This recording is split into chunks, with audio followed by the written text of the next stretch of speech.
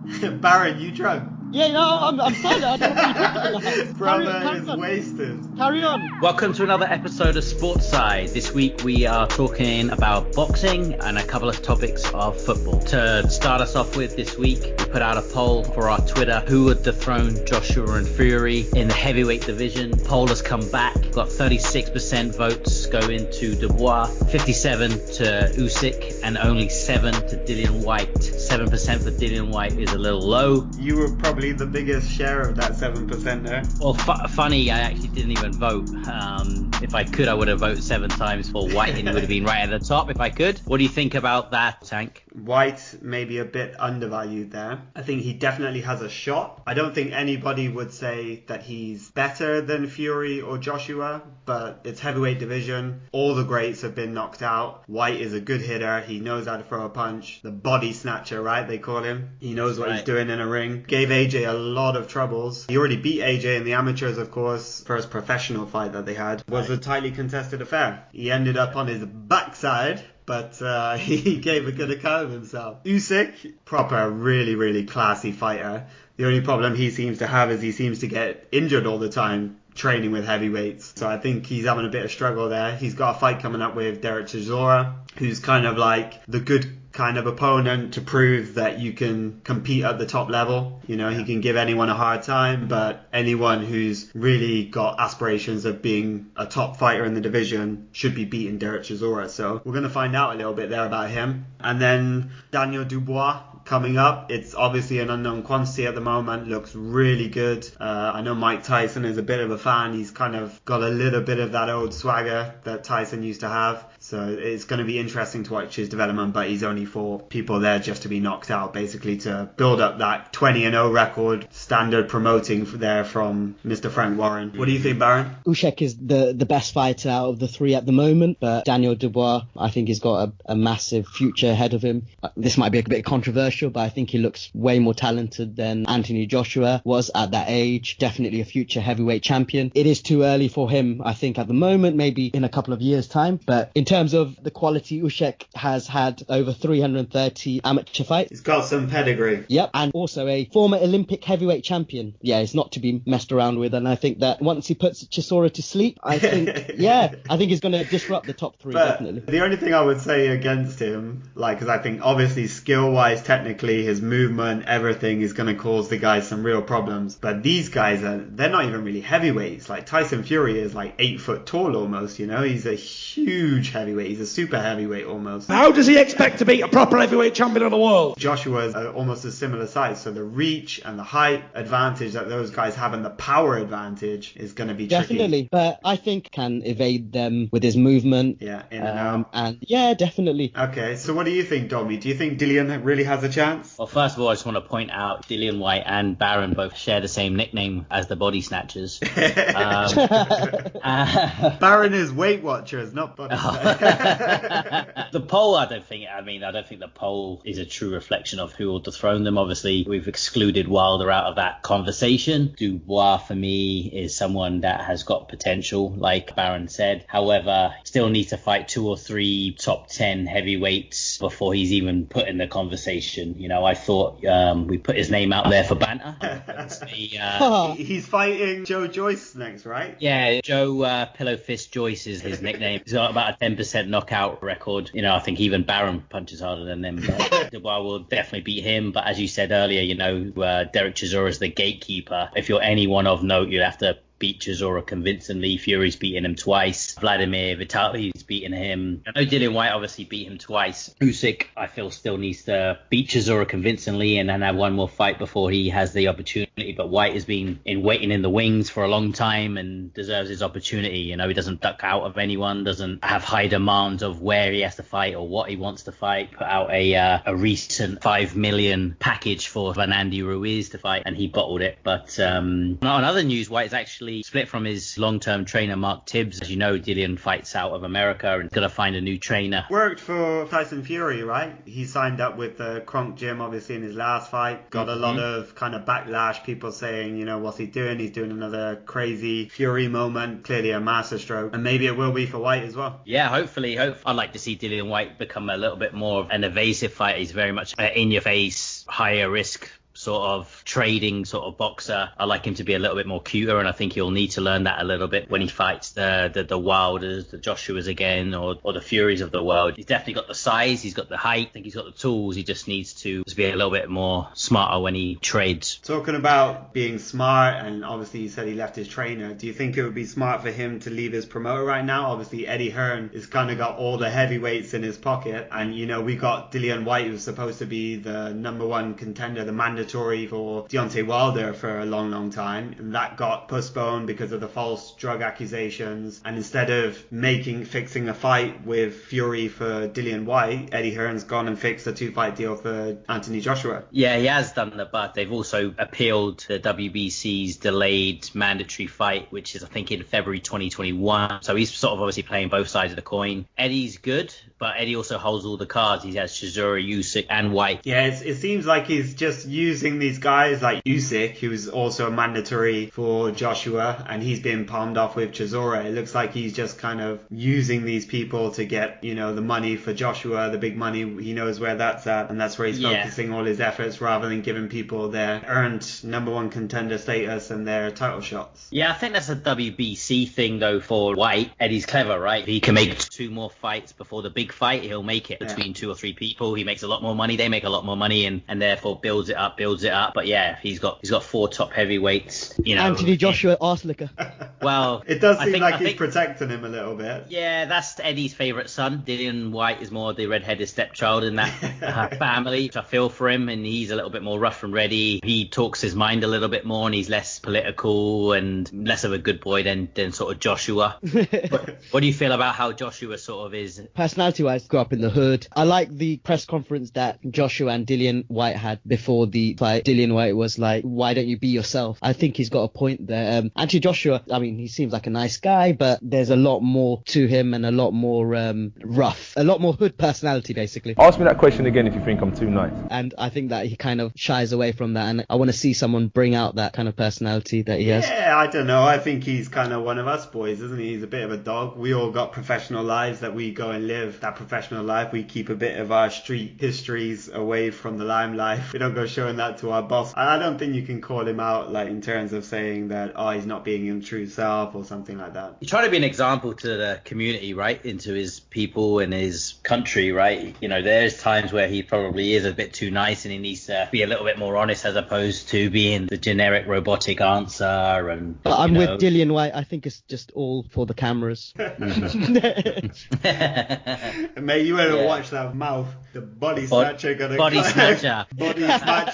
come for the Weight Watcher, boy. Okay, well, obviously there's a lot of contenders. There's some fights to look forward to in the future. There's Fury versus Wilder touted as the trilogy, maybe coming before those 2 fights. Joshua's got to get through Pulev. Povetkin is fighting Dillian Whyte in Eddie's back garden. Another masterstroke of a marketing business strategy from him. Fights in his backyard. But yeah, you got to take your hat off to Eddie. He's made his mark. He's grown the business. He's taken on what Daddy's built and built it bigger. What do you think? Done all right for himself, hasn't he? Hard-working guy. Okay, he came into a bit of money. He started from a nice place, but you can definitely see he's one of the hard workers in the industry. You can see he went from having no one on his list to having everyone who's anybody pretty much on his list now. He's the only one who's putting on back garden boxing fight, old school sort of bust ups in the backyard.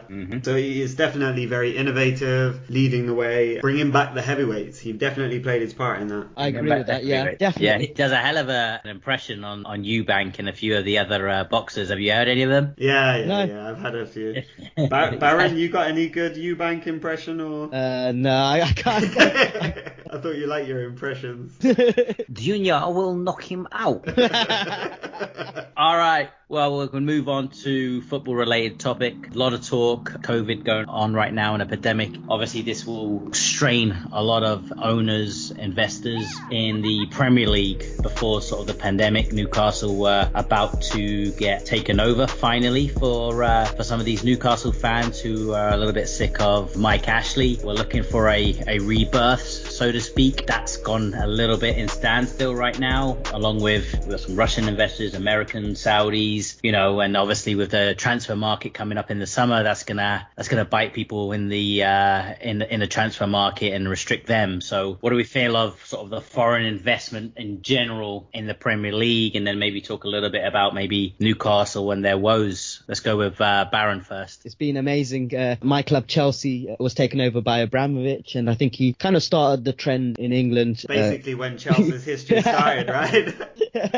Yeah, but also having all these foreign players and these amazing players improved the league a lot more. And also I think it improved the style of the play from the grassroots as well, through the development of the English players as well, because they're pumping in the money into the grassroots and improving the training facilities and the academy as a whole. So I think it's been fantastic for the game, but I don't like some of the corruption behind some of these owners, so to speak. Yeah, but, it's a very interesting point you make, because I mean a lot of these owners are coming from nations such as, for example, Russia or China, which are autocratic states, where they have sort of a different way of life, a different culture. And you look at China, for example, especially, like they often have government employees working within companies, and there's a lot that's being done, especially like on the Saudi Arabia sort of style, where it's a very kind of PR for their country as well, right? So there seems like there are some alternative agendas in some of these cases. With the Newcastle case, that's what the Premier League is looking into right now. They're reviewing the case. The money is definitely there. If this deal goes through, which it looks set to do so, then they're going to be definitely in a very strong position. They got some great supporters. You got, 50,000 fans turning up in the Championship when they were down there week in, week out. They're obviously doing all right in the Premier League this season. They're only going to go from strength to strength. Maybe we'll see them back in the Champions League again at some point. The old Craig Bellamy team, Jermaine Genius, these guys, maybe we'll start to see some recognisable names, because I don't think, these players are not household names, are they? These Newcastle players at the moment. No, I think they're just surviving right in the Premier League. They've got some really good results. They've got a couple of decent players. You wouldn't say they're top players, but with the hopefully takeover and ownership, I think there's talks of them Saudi Arabians looking to secure like tennis and other sports to get direct sort of Premier League sort of rights that their way and increase that. There was also like sort of UFC in Saudi Arabia this weekend and in Fight Island. So yeah, I think the Formula One as well, right, is going on over there. So there's big projects. Yeah, they obviously held the Anthony Joshua fight as well recently, right? There's definitely a lot going on in that part of the world, and they're looking to obviously spread a lot of limelight on their stuff. So what about Steve Bruce? Do you see him keeping his job after the takeover? No chance. I don't know where that come from. Steve Bruce will be ousted out, similarly to when Claudio Ranieri was there and Roman Abramovich took over. I mean, you get rid of these coaches and managers and go for the best ones that you can go for, possibly. And I think that Steve Bruce has done a great job, but let's be honest, Newcastle are known for being very defensive orientated team that play on the counter. With money, it's about bringing talent in and an identity of football, bring back the beautiful game, and you got to have the right coach for that. I mean, like, obviously Steve Bruce played in a great attacking Manchester United team, right? Exactly, he was a great player, So he does have history in playing good football. And obviously Claudio Ranieri also went on to troll Chelsea by winning the Premier League with Leicester as well later, when actually given the chance. But once you have a rich foreign owner, I think they spend money on these attacking footballers, and who knows, we might see Lionel Messi in Newcastle shirt. Yeah, typical Chelsea fan response. You get rid of the manager. I think they've had about 25 managers in about 25 seasons, and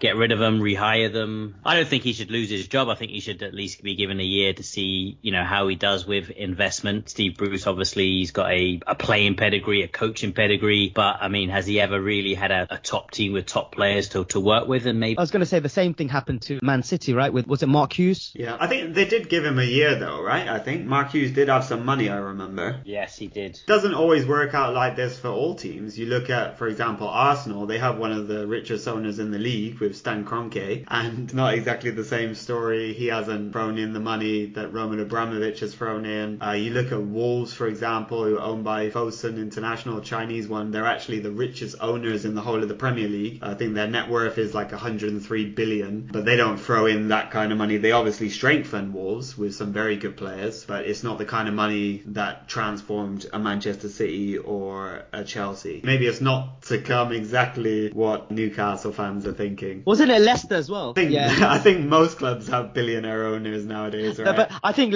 when they win the championship, they had a project where they wanted to be in the Champions League. Obviously, that happened. They obviously did pump in the money, but you look after they won the league, they also sold off the majority of their talent, right? They obviously bought well afterwards. So, they got some great talents.